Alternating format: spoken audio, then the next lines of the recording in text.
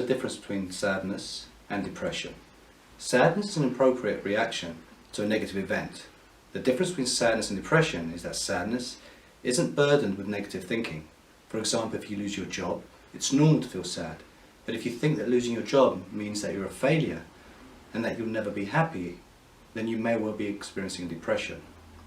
Because sadness is appropriate, it's temporary. When you're sad, you do things to pick up your mood. You can talk to friends, allow yourself to rest and sleep, do things that you enjoy, and there's a chance your sadness may get better on its own. Depression usually doesn't get better on its own, and it may get worse if left untreated. Depression can be understood by exploring certain criteria, and I would like to discuss 10 specific criteria. The first one is depressed mood. So this is when a person feels sad, down or depressed most of the time, crying more easily or for no apparent reason. The second one is a loss of interest, when a person loses interest in things that used to give them enjoyment. This can lead to becoming socially withdrawn and isolated. Thirdly, a low energy, feeling more fatigued or sluggish, and there may be a difficulty with getting going. Fourth, anxiety or irritability may be present. Also alongside it there may be worry, fear, irritability and intolerance.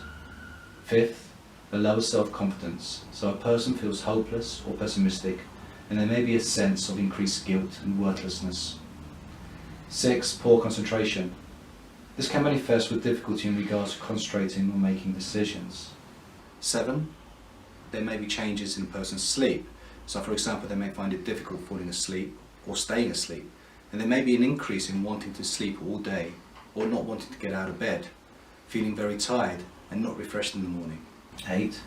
Appetite or weight change. So a person's appetite significantly lowers or increases for a prolonged period of time. There may be unintentional loss or gained weight, eating only because a person has to eat, but doesn't get any pleasure from food. 9. Slow moving or restless. So this can be experienced with movements that are slow alongside slower speech. Also restlessness and agitation may be accompanied. And lastly, there may be thoughts of death. A person may experience recurring thoughts of death or suicide, not just the fear of dying. Thoughts of would it be easier if I just didn't wake up in the morning may also be present.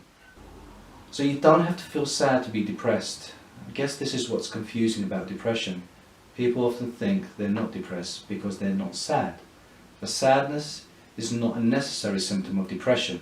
People often manifest their depression in other ways. Depression affects your entire body. Everything slows down. You have low energy, lack of enjoyment and a high anxiety. The bad news is that depression is recurrent. Good news is that depression is treatable. So if you do experience any or have experienced any of the symptoms and criteria I've just talked about, please contact a mental health professional.